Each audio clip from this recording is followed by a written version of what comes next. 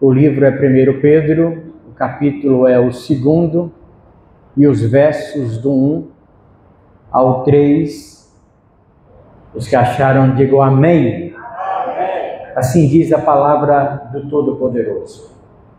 Deixando, pois, toda a malícia e todo engano e fingimentos e invejas e todas as murmurações, desejai afetuosamente como meninos novamente nascidos o leite racional, não falsificado, para que por ele vades crescendo, se é que já provastes que o Senhor é benigno.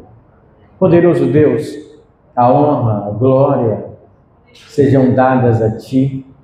Eu concordo com cada palavra que o Teu servo acabara de orar, e só Te peço mais uma vez que o Senhor possa nos confrontar com a Tua palavra.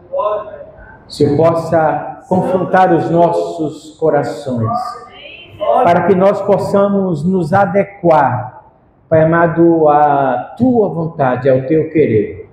E a Tua palavra tem esse poder de nos desconstruir, para que sejamos devidamente construídos, edificados, para a glória do Teu santo nome. Nós oramos assim, em nome de Jesus, agradecidos nesse instante, no nome do Senhor Jesus.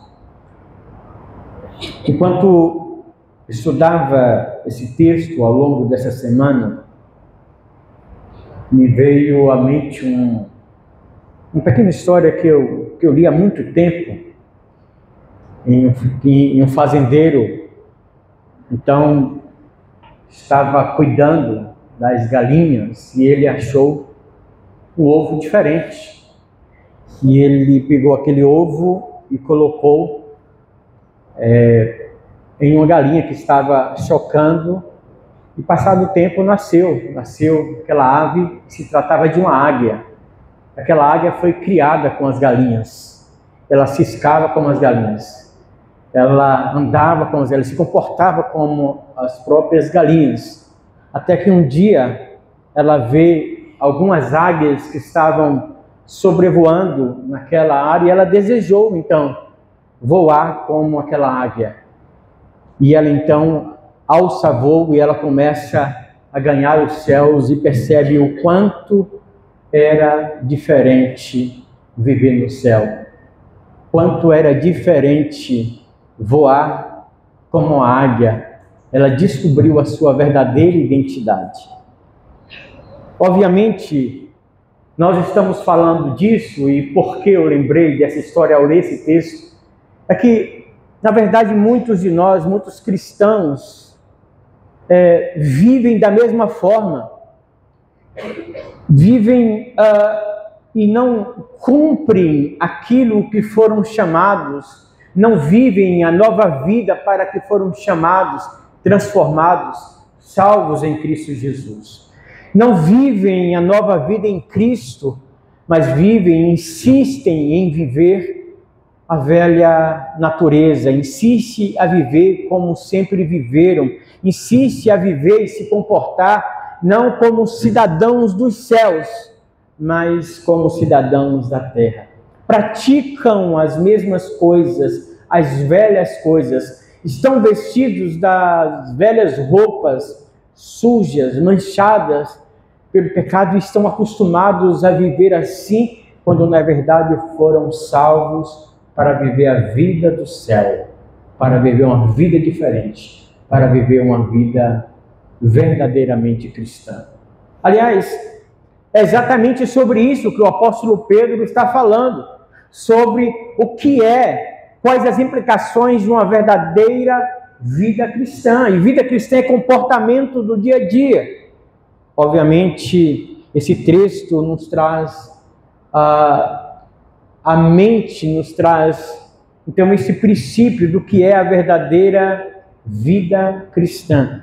E a primeira coisa que percebemos aqui, de acordo com o versículo 1, que diz: deixando, pois, toda a malícia e todo engano, e fingimento, e invejas, e todas as murmurações. Ou seja, vida cristã, de acordo com o que Pedro escreve, é primeiramente marcada pelo abandono do pecado. Abandonar o pecado.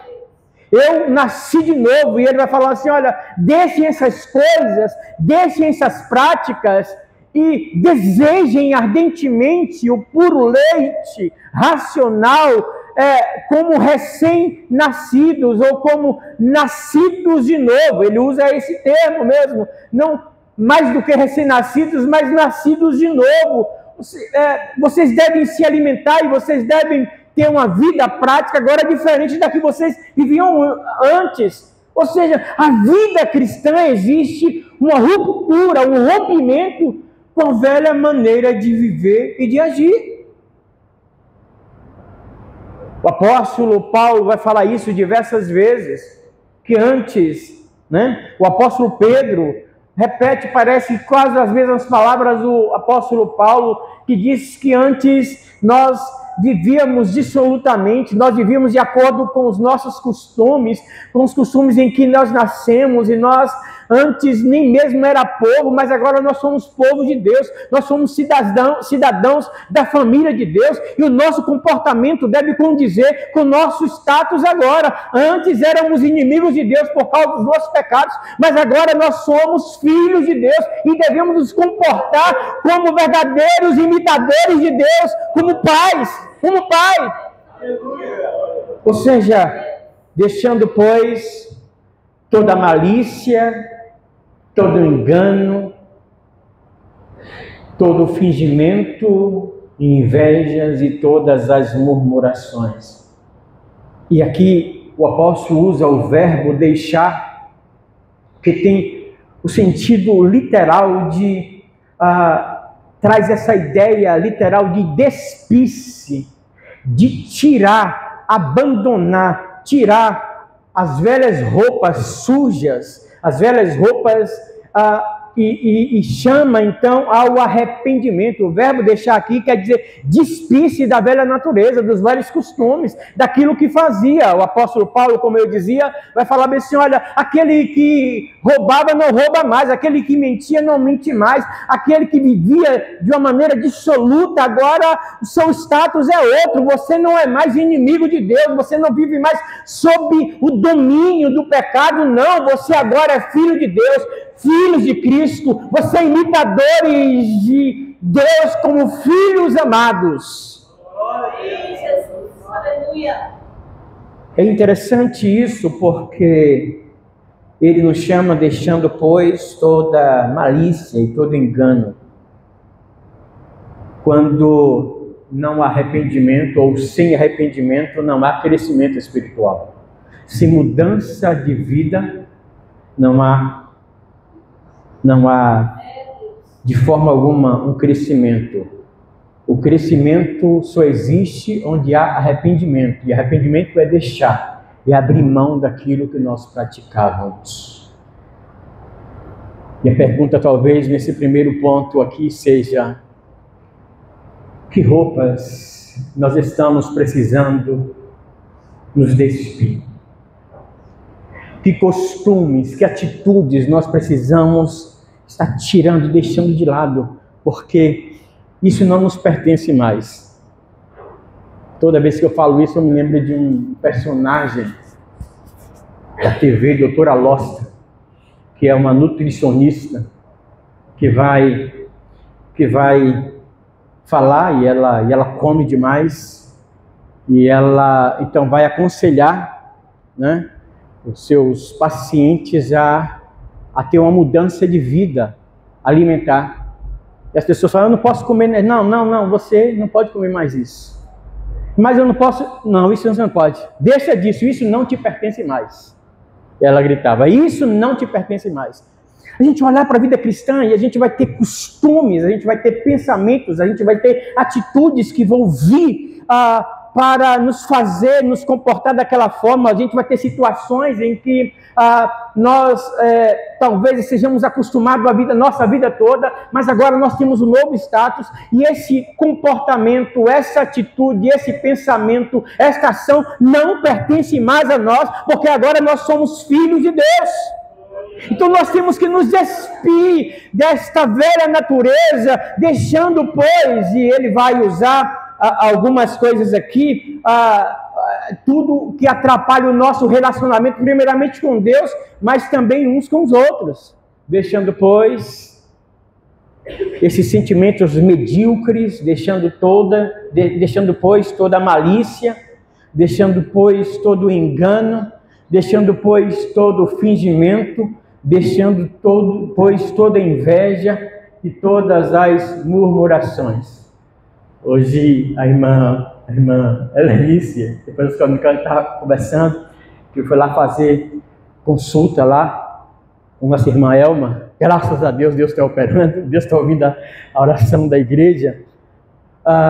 E ela foi na segunda-feira, né? E ficaram de 11 horas até 4 horas da tarde esperando. E aqui estava indignado, aquela espera e aquela angústia para saber o resultado, e a médica não vem, somente 4 horas da tarde quer avisar. Então começa a tendência nossa mesmo é murmurar, é falar, e aí dali saiu para ir uma outra consulta, e a médica pediu um exame que precisava ser levado para essa médica, que não veio na segunda-feira.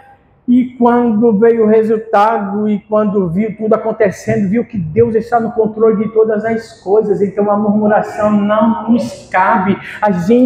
Ela então reafirma isso, é uma grande verdade, que nós falamos que estamos entregando tudo no controle de Deus, que Deus está no controle de todas as coisas, mas nós queremos controlar, nós queremos tomar as rédeas, e como as coisas não saem como nós esperamos, nós ficamos indignados, nós murmuramos, mas Deus ainda está no controle da nossa vida, então só nos cabe dar graças a Deus por todas as coisas.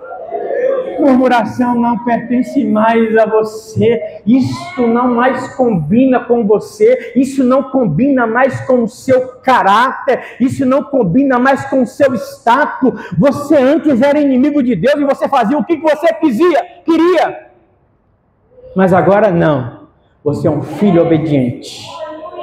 E você só faz aquilo que agrada ao Senhor.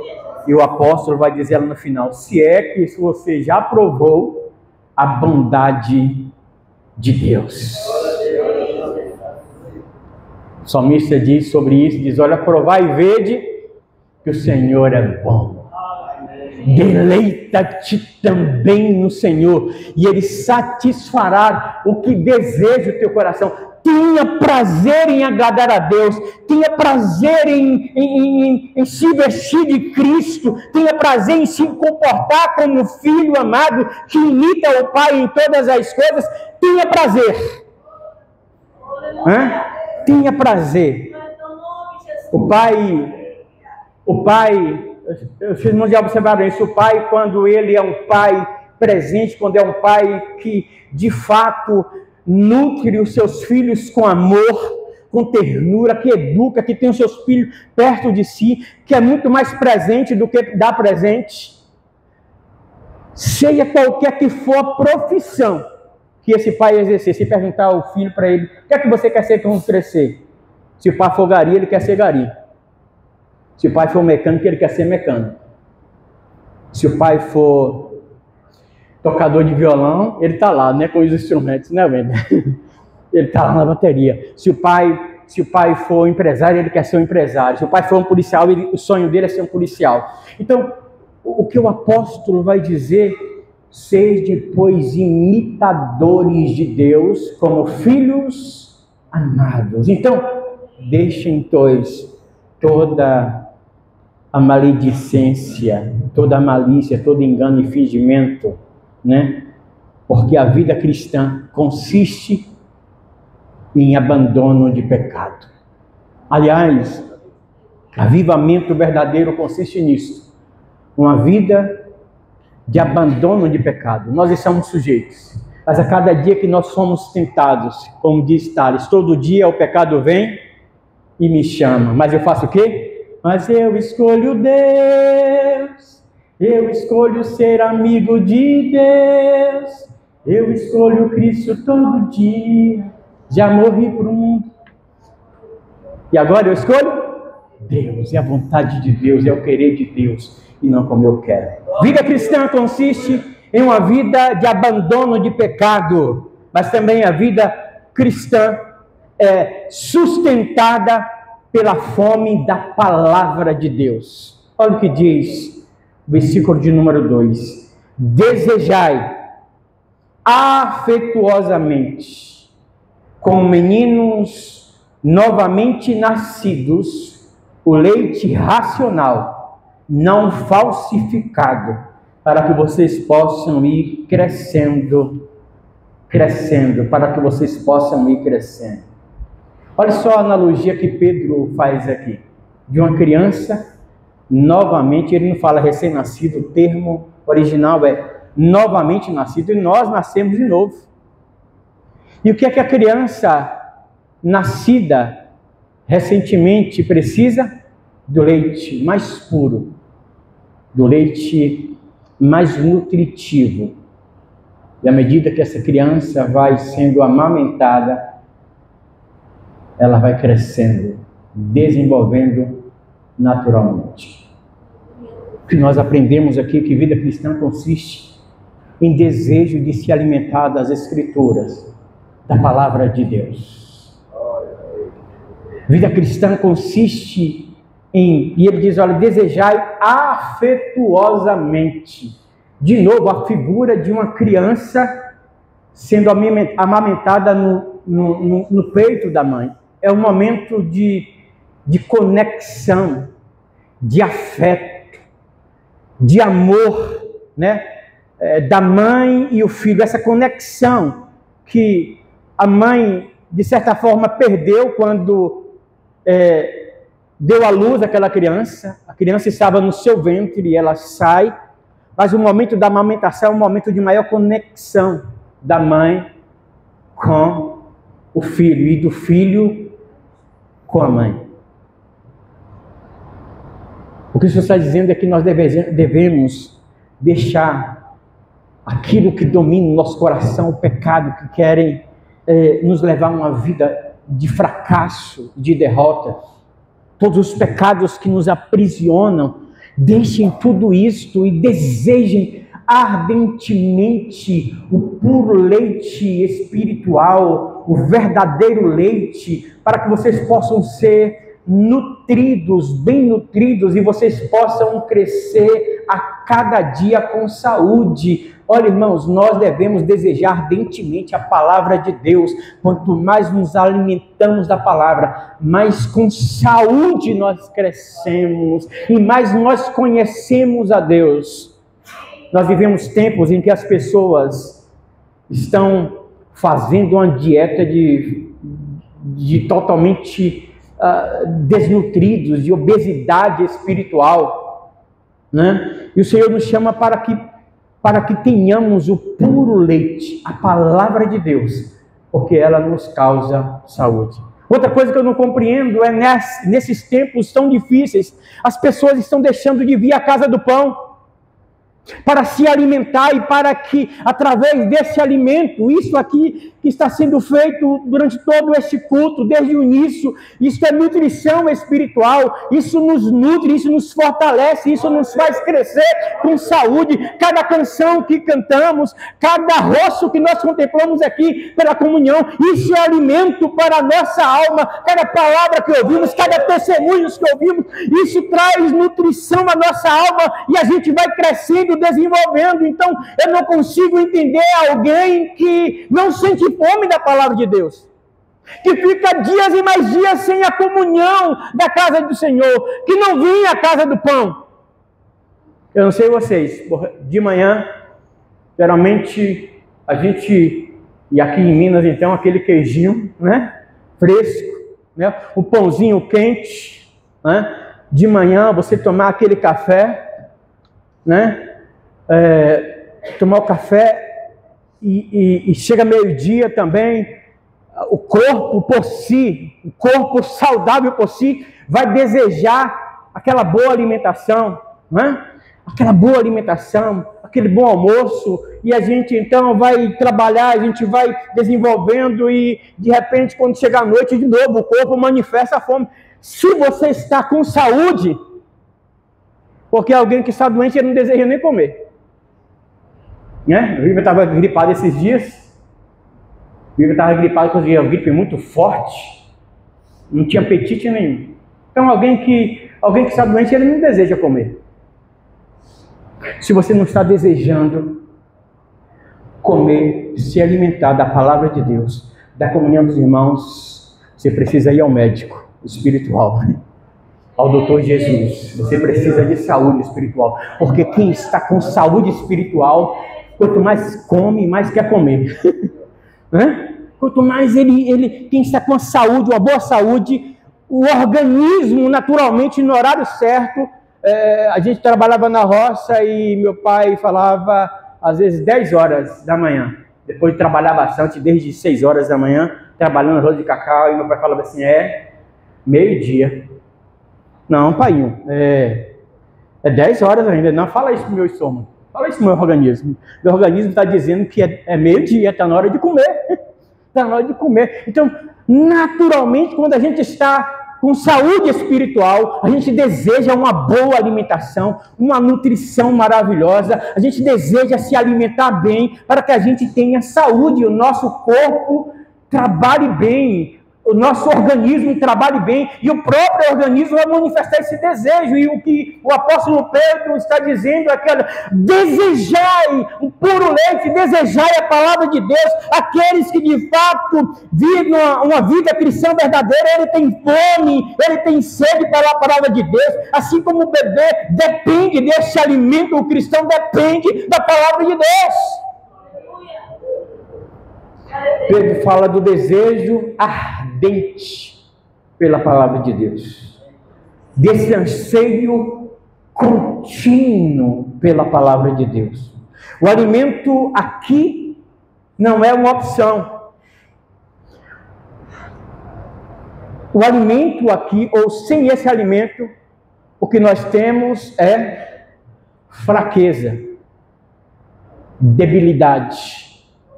Nós precisamos, se quisermos viver uma vida cristã verdadeira, genuína, que agrada ao Senhor, nós precisamos estar constantemente na casa do pão. Onde é a casa do pão? É aqui, na presença de Deus. É aqui, na comunhão com os irmãos. É aqui, buscando a presença do Senhor. Mas também lá na nossa casa, como resultado do que acontece aqui. Na nossa casa também, no nosso dia a dia, lá no nosso trabalho, a gente está lá e o apóstolo vai falar que nós devemos orar em todo o tempo, buscar o Senhor em todo o tempo. Então, estar ligados no Senhor a todo tempo, a todo tempo meditando nas Escrituras, a todo tempo alimentando a nossa alma, a todo tempo ocupando a nossa mente e o nosso coração com as coisas que são do céu. E ele diz qual é o objetivo disso, para que vocês possam crescer com saúde. Para que vocês possam, a sua vida, talvez a pergunta dessa noite, a aplicação seja nesse ponto, a sua vida tem sido marcada pelo desejo, pela fome da palavra de Deus, pelo desejo de crescer saudavelmente na presença de Deus? Ou será que nós temos negligenciado isso? E por último, a vida cristã é direcionada justamente por esse crescimento. Por esse crescimento, e o apóstolo vai dizer, se versículo 2 e 3, desejai afetuosamente como meninos novamente nascidos o leite racional, que é verdadeiro ou que não é falsificado, para que vocês possam ir crescendo, se é que vocês já provaram que o Senhor é benigno. O propósito do alimento aqui é o crescimento. O propósito da palavra de Deus é o crescimento. A motivação da nossa fé, ou a motivação da vida cristã, é a gente não ficar raquítico, pequeno, que não cresce. O objetivo de nos alimentar saudavelmente, desejar ardentemente. E a ideia de Pedro é justamente essa, da criança que vai sendo amamentada, mas daqui a pouco, se alimentada com este leite puro, daqui a pouco ela já vai tomar, na minha região chamava de engrossante, que era um mingau feito de farinha. Pegava a farinha de mandioca e passava em uma fralda, aquelas fraldas de pano, ficava só o pó da farinha, e botava leite, e aquilo era uma substância danada. A minha mãe fala até hoje, aliás, que eu particularmente enjoei logo de comida doce, negócio de mingau. Então ela falava de escaldado, um pirãozinho, cozinhava carne e pirão. Depois fazia um tal de shot lá, era gordura, e fazia aquele negócio. Por isso que eu fui sempre assim, esbelto, sabe? Forte. Substância.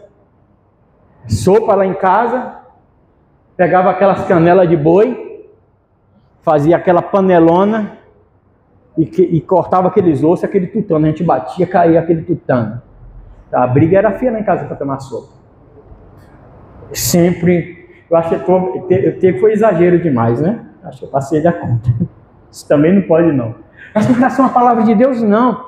A gente vai crescendo, à medida em que a gente vai crescendo, a solidez do alimento da palavra de Deus vai provocando esse crescimento e a gente vai comendo uma coisa mais consistente, uma coisa que nos sustenta mais. A gente não precisa de 3 em 3 horas estar lá tomando essa comidinha rala, comidinha fraca. A gente come e a gente fica o dia todo ali, né? A gente se alimenta, isso nos sustenta, isso nos faz crescer, isso traz saúde para nós. E o Senhor quer que nós sejamos, espiritualmente falando, viu, irmão? Empanturrados de gordura espiritual, empanturrados do alimento, para que nós possamos crescer bonitos, viçosos, abençoados. O propósito do alimento é este crescimento. A verdade fica solidificada em nossos corações e dificilmente vão conseguir nos convencer do contrário, né? Porque a palavra de Deus está em nós. E o apóstolo vai dizer que a palavra de Deus habite o quê? Ricamente em vocês. Que nós sejamos ricos nesses nutrientes da palavra de Deus e possamos crescer. E qual é o propósito desse crescimento? É uma experiência com a bondade de Deus, com a bondade de Cristo. Se é que vocês já provaram que o Senhor é benigno. Em outras palavras, vocês vão crescer, vocês vão deixar essas coisas velhas, da velha natureza, vocês vão tirar essas roupas do pecado que domina, esses vícios, essas pequenas coisinhas que você acha que é pequeno, mas que vai te envolvendo e te afasta de Deus, te afasta de uma comunhão, vai tirando, sabe, vai tirando a tua fome, vai tirando o teu apetite espiritual e vai te deixando pálido, vai te deixando anêmico, vai te deixando raquítico. Você não cresce. Há tanto tempo você diz que é crente, mas você não faz nada, você não se envolve com nada, você não se entrega a nada, você não tem motivação espiritual nenhuma, sempre tímido, sempre raquítico. Isto não é saúde espiritual. Se alimente da palavra, cresça na palavra e apareça pela palavra de Deus. Apareça. E o que motiva isto é esse contato, essa experiência com a bondade de Deus. A bondade de Deus foi derramada sobre nós. A verdadeira fé, meus irmãos, não fica estacionada. A verdadeira fé te movimenta. Você sempre tem o desejo de crescer mais. E eu não estou falando de posição, de cargos, não. Estou falando de envolvimento com Cristo e com o Evangelho. De crentes que talvez não tenham nenhum cargo, mas conseguem influenciar pelo Evangelho. E conseguem influenciar por seu relacionamento com Cristo. E conseguem influenciar por causa do seu relacionamento com Cristo, com a palavra de Cristo, com o povo de Cristo. Não dá para dizer que a gente está crescendo espiritualmente quando aquilo que a gente já fez ficou lá no passado e agora não. Não, irmãos, esse desânimo não é de quem tem saúde espiritual. O Senhor está nos chamando para viver uma verdadeira vida cristã. Aleluia. Cristã. Estava conversando com pastor que eu gosto demais, sempre participa das nossas orações e eu chamo ele, eu falo que ele é um decano da Renovada, um dos pastores, dos primeiros pastores que veio na fundação da igreja, Caminhada Cristã, e que aqui no sul de Minas e em São Paulo, a maioria das igrejas aqui no sul de Minas e parte de São Paulo foi esse pastor desbravador, missionário. Né? O pastor Agenor está como que aposentado, mas ele faz um trabalho missionário de visitando todos os campos e dando apoio a todos os pastores. E ele fala que a alma dele está como a de um menino, desejando trabalhar para Jesus. Aleluia, Jesus. Glória a Deus. Isso me influencia demais, porque quando a gente olha para a nossa história e a nossa caminhada comparado com aquele homem, eu estou começando agora. E às vezes a gente olha os desafios da fé e a vontade é que chegue logo, né? No dia da gente, como é que usa o termo na Renovada? Jubilar. Jubilar. Mas o que eu quero chamar a atenção o desejo de jubilar é um desejo de qualquer pastor, e é direito de qualquer pastor que trabalhou para a obra do Senhor, mas a nossa alma, irmãos, jamais vai jubilar. O desejo de estar na presença de Deus, o desejo de estar influenciando, porque o jubilar é apenas com o exercício do ministério estar à frente da igreja, mas servo de Deus, ainda que tenha lá 100 anos, ele tem um desejo de proclamar Cristo, de viver a Cristo, ele tem um desejo de se alimentar de Cristo, da sua palavra, e de aconselhar, e de orar, e de buscar o Senhor, e quanto mais isso ele faz, mais desejo ele tem, ele vai crescendo, porque isto, um dia ele experimentou a bondade de Deus na sua vida. Então, se nós estamos raquíticos, se nós estamos desanimados, se nós estamos, quem sabe, apáticos, o Senhor está nos chamando para que nós tomemos novamente esse leite, desejemos novamente ser alimentados da palavra, abamos mão de tudo aquilo que tem nos embaraçado e que nós possamos desejar crescer para que, de fato, vivenciemos a bondade de Deus, não somente na nossa vida, mas transmiti-la a outros que desejam, que precisam ao menos experimentar a bondade que um dia nós experimentamos.